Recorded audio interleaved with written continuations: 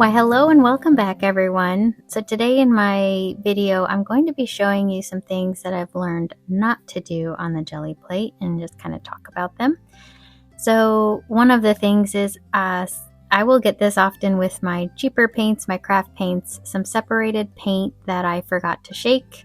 And you can see it has kind of like a clear gel around it when you go to brayer it out. Another thing I do when I don't shake my paints is I end up putting out too much paint because I'm trying to get to the part of the paint that is mixed. So when you have too much paint on your gel plate, you get this kind of like gliding. It's not really smoothly brayering. You get blobs of paint left on your plate. If you're trying to create an ombre and your two colors were too close together like this, you really can't get that much of an ombre. You just end up mixing your colors together. Now you can still work through this. You just keep brayering back and forth, and eventually that paint kind of mixes together. We'll have a completely combined paint, so it won't be two different colors, which is fine. So then just brayer it out until you get a nice thin coat. So we can still work with this. We'll put a little texture on here with this is just a cardboard paper stencil.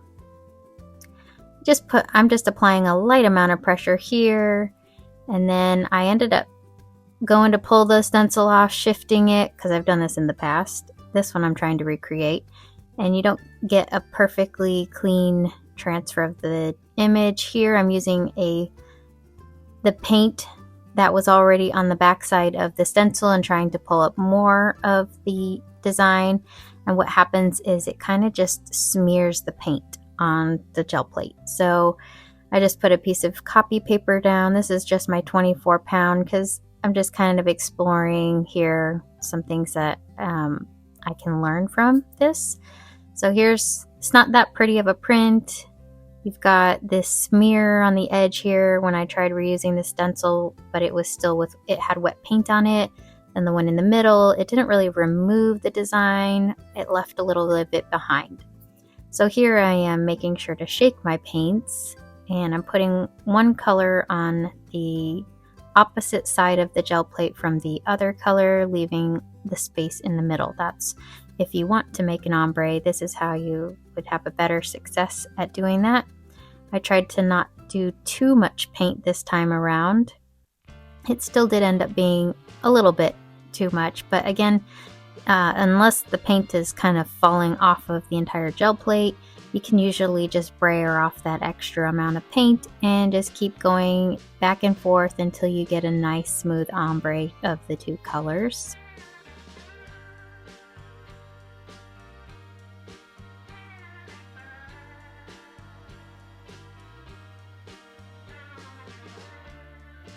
So that's looking pretty good. I think I'm doing all right now on this one. Then I come in and I'm going to use the same stencil on this one. This time I will center it on my gel plate. It's just slightly smaller than the size of my gel plate. This time I will press firmly with my 6-inch brayer to really transfer the design onto the gel plate. And then what I'll do is I'll do it one more time.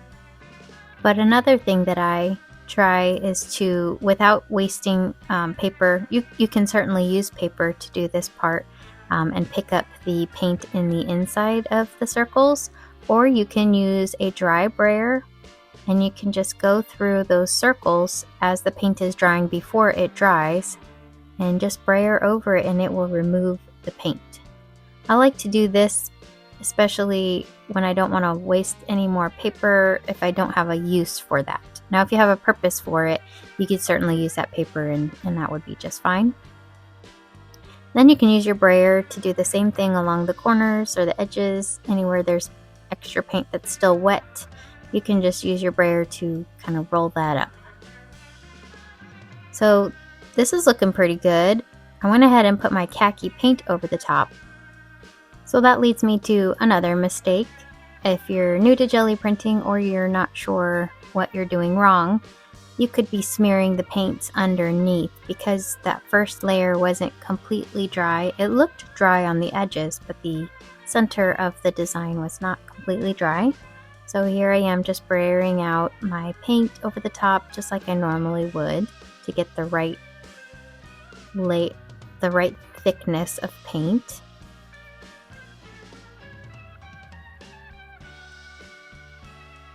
And we'll see what that looks like when I pick this up. I did use my placement tool for this one.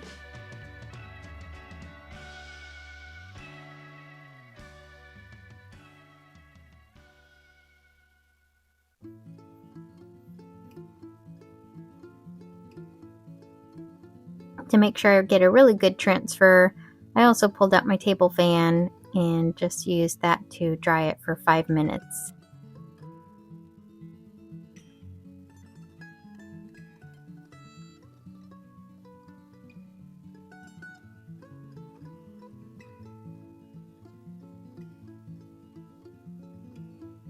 I got a really good transfer for this one. But the issue is the design isn't near as crisp as it was when I first had it transferred. So that is another mistake that could happen. Here I've got two colors, a red and a green. Sometimes you can create colors that don't go so well together.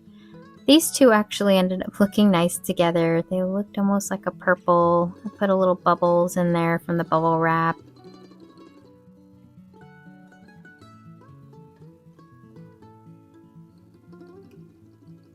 Pulled this print while it was still wet, and that one turned out looking actually pretty nice.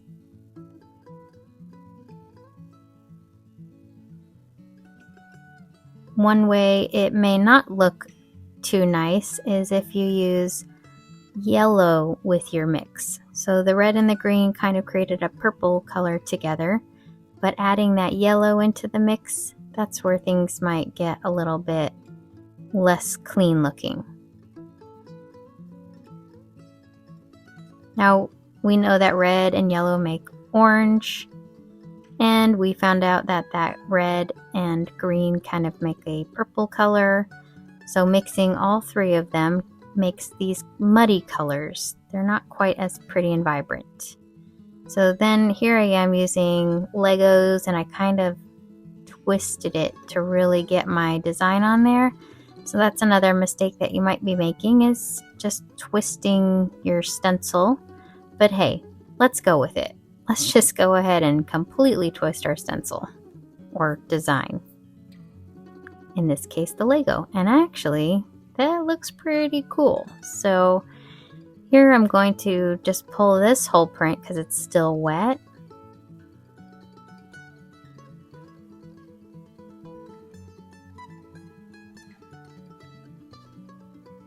So I smeared my design and I used some muddy colors, but you know what?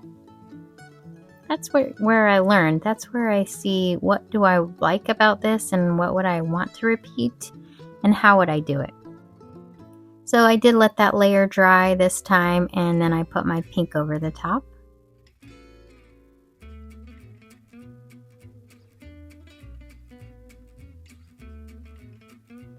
And I left the paint a little bit too thick here, but I went ahead and added the texture of these buttons. And I'm not drying off or wiping off the excess paint in between my design here. I'm just letting the paint kind of build up on the buttons just to show you.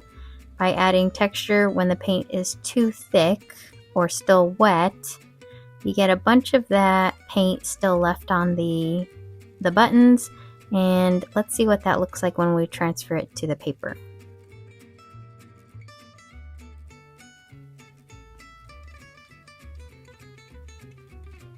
I didn't leave this one to dry for too long, probably about 2 minutes. And all of it did not transfer up. You can see towards the top here, some of the design was left on the plate. What did that do for our print? It just left more white spaces, which again, isn't bad. You can still see that design in the background. But if you're a perfectionist, You may not love it, or you can end up using that in your ideas for how you could use that to your benefit. So let's just keep going with some other ways that maybe you might feel like you messed up your gel print. So in this case, I got a nice ombre going, and I've got this dried out leaf. Now to press it in, I'm just going to use my small brayer. I'm going to kind of brayer out to transfer that design onto the gel plate. And what happens when you do this is you're kind of moving your design a little bit. Doesn't make the cleanest transfer, but let's just try it on the top part. I'll just keep moving the design. I'm going to use a bigger brayer, see if I can move that all the way across the top. It did remove some of the red, but I wanted a nice clean transfer of that design. That seemed to help. So I'll try that as well on the bottom part.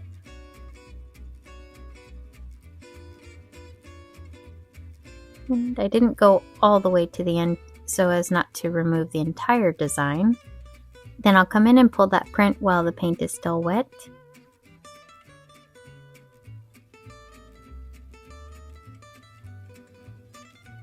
And it's not the cleanest transfer. I didn't leave it on the plate too long.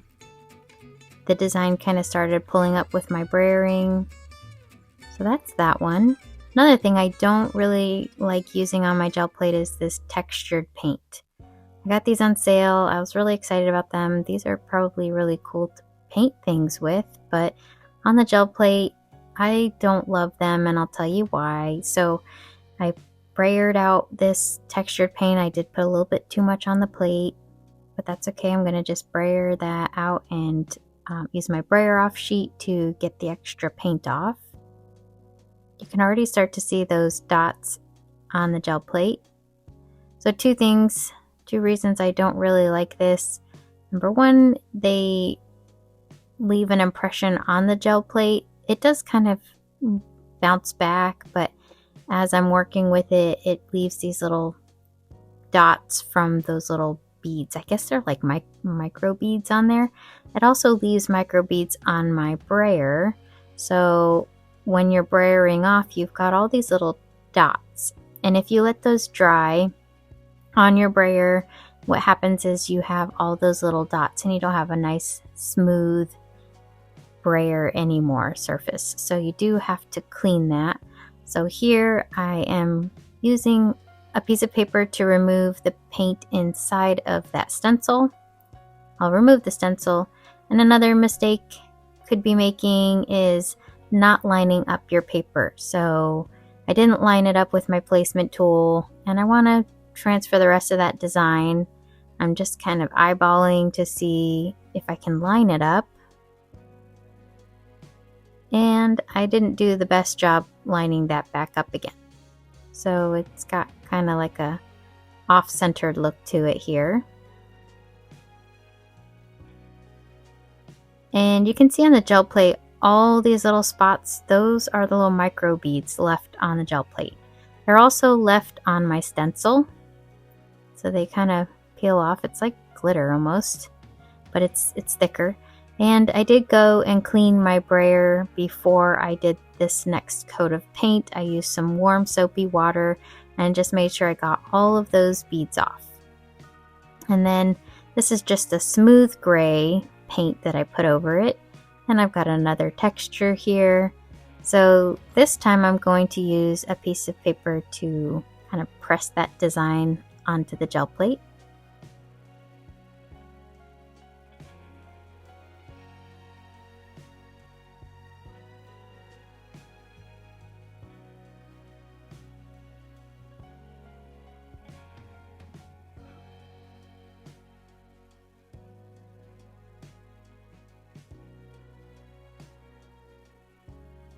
And that made for a pretty nice transfer. You can see it's got a nice opening. You can see the glitter from that paint that had the texture in it. It isn't looking bad, but I still don't love those little dots. There's still more left on the plate. Now, after removing my little texture here, Same thing, I wanted to try to fill in some of those white spaces with the design, so I just eyeballed lining it up.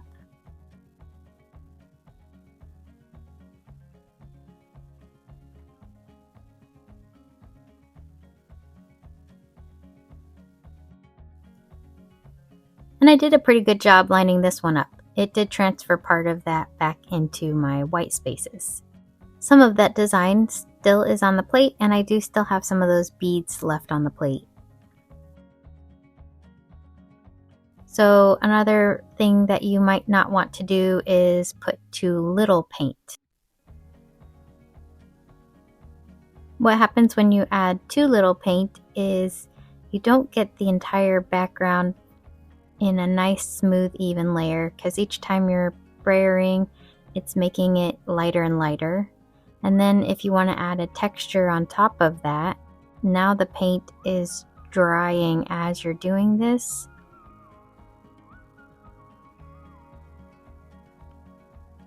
And let's say you want to use that and pull up your print, you go ahead and put your paper down.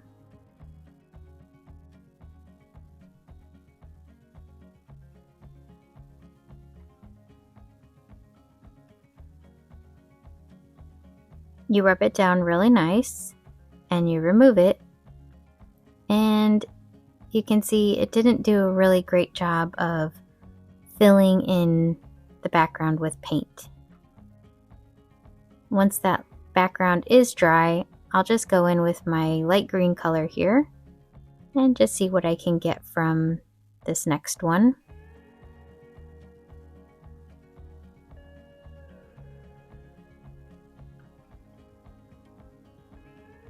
So that leads me to another thing you may not want to do. When you're pressing your paper down, lining it up, everything seems good. You press in.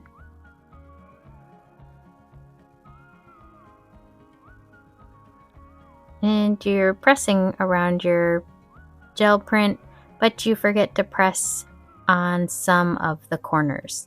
So here it's looking like it transferred pretty good. Then you get to the top part and you can see here you didn't press down on your corners, so it didn't completely pull up like it did on the bottom, and you get a little bit left over on your plate.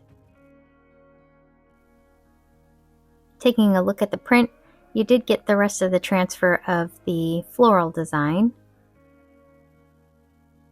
And then if you go through and put another layer of paint down and just transfer what was left on the plate, you can see it'll pull up the corners that you had missed on the first one. I wanted to test to see how Mod Podge would do. The craft paints, as you know, if you worked with them, they don't seem to give the cleanest blends. So I'm seeing if I put down a coat of this Mod Podge, let it dry completely, and then go in with my craft paints over the Mod Podge, will it look like a cleaner, smoother blend?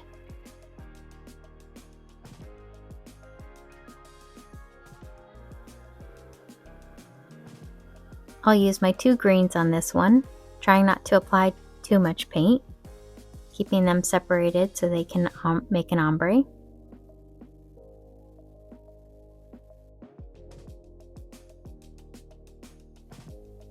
Alright, I'm going to come back in with my leaf design here. This time I'll use a piece of paper to try to transfer that leaf design. I don't want to remove all of the paint around the design, so I'm just pressing in right over that design. And I'll do the same for the other side.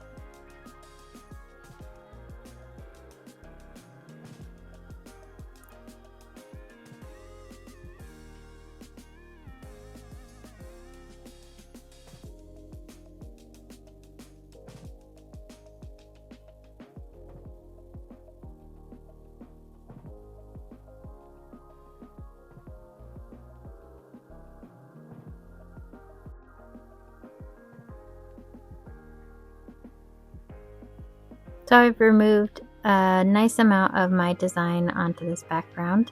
I'll use my brayer a little bit just to kind of press some little areas in.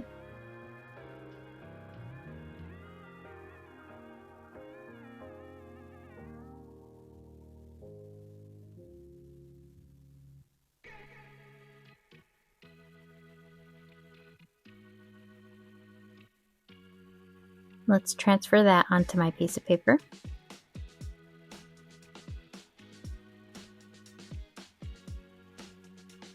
I press around my paper, but I don't press in all the way. It feels like I do.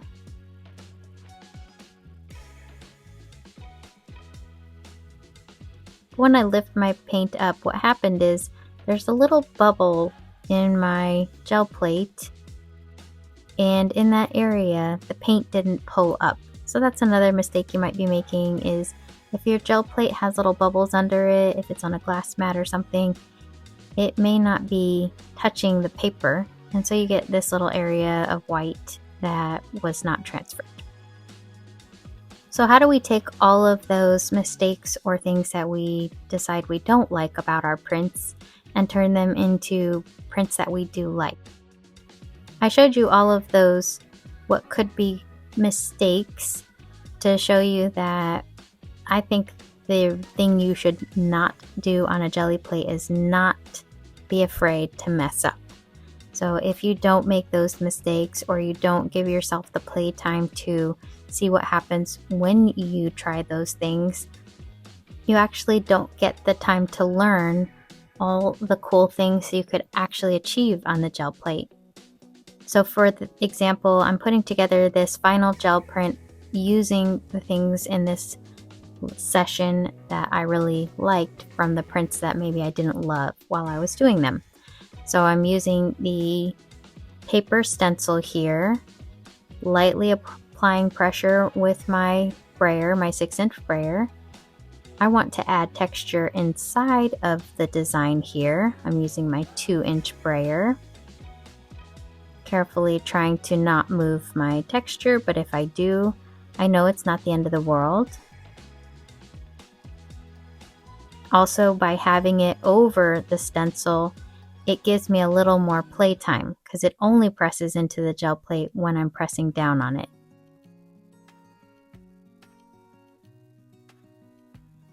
And I can use a little piece as a stamp. And just, again, creating a little bit of design inside of that stencil. I've let this stencil dry on the plate a little bit, and then I can remove it. Wait for that entire background to completely dry. Now I can come in with some yellow. I've got some gold. I'll mix those together. On my prints that I was exploring what not to do, I was using a little bit too much paint, but again, using too much paint isn't the end of the world. I think what I learned is I'd almost rather use a little bit too much paint than too little, depending on what results I'm trying to have. Here's another mistake that I can use to my advantage. I spun my Lego while I was testing it out, and I really liked the results. So now I can do it on purpose, spin it, and get this really neat, almost like a movement texture here. While the paint is still wet, I'll remove a little bit more of the paint with this drywall tape.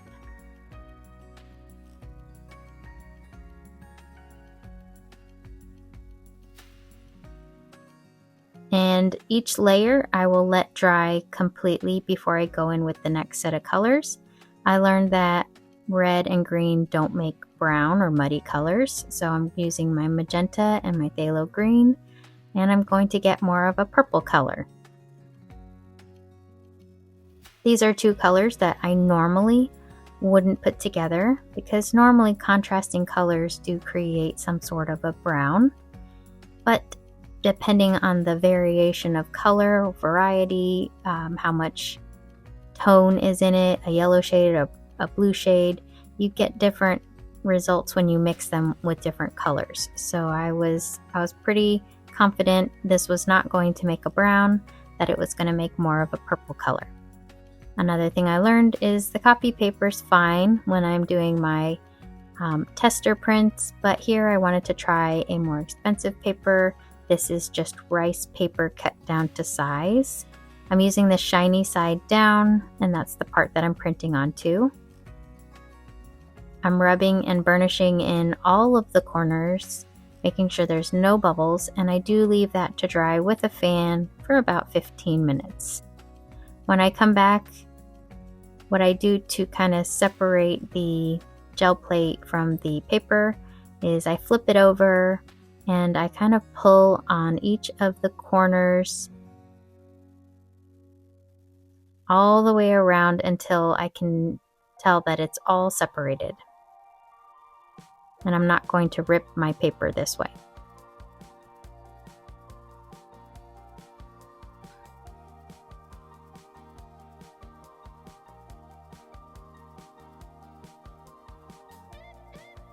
Then I can flip it back over and pull away my print. Now rice paper is a little more delicate, not quite as delicate as tissue paper, but you could rip this paper if you're not careful, so I do go slow.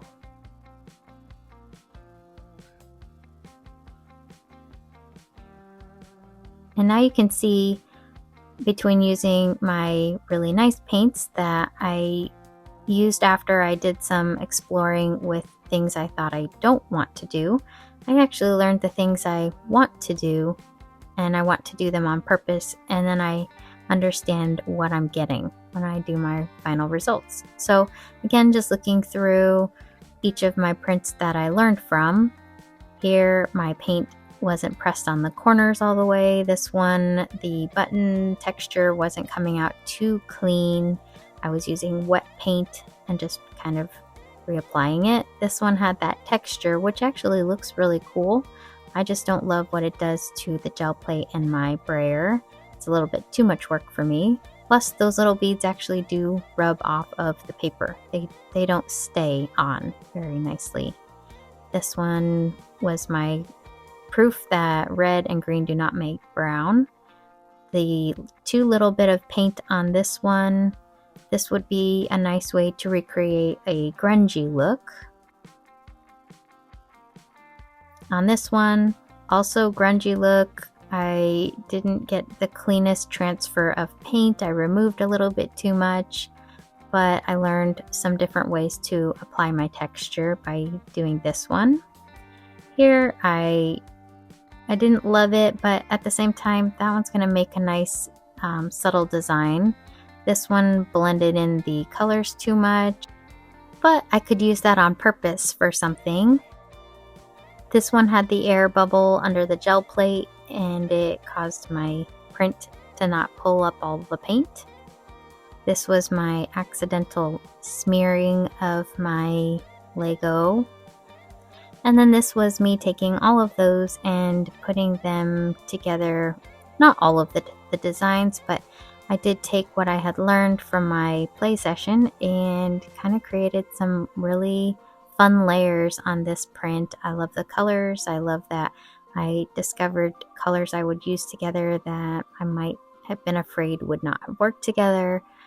And I really think my favorite thing that I learned was I can totally get a really cool look by smearing my Lego on my background. In fact, I might try different designs using that. So all of these prints that I made are not a waste. What I do when I have a bunch of prints like this, they don't really go together color-wise, theme-wise, or anything like that, is I try to start separating them and putting together the ones that maybe I would use in a project together. This little separation of my prints that I might use these colors together on either a card or a tag or some kind of a background for something, maybe even in a journal. And I think this is how I might use these. Of course, I could mix them up, cut pieces from them, and use them even more together. So I like how these look, and this just gives me inspiration to actually use the prints that I thought maybe weren't going to be that great. And maybe at the time I was making them, they showed mistakes, but for me, I learn a lot from my mistakes. So I encourage you to take time to make sure you make mistakes in your Gelli printing, do them on purpose, do them on accident, and then take those mistakes and see how you would actually use them to your benefit and how you would make some awesome prints from that. Let me know in the comments, what's your favorite mistake that you've made that you love using in your Gelli prints? I'd love to hear from you, and I will see you in the next video. In the meantime, happy crafting, y'all.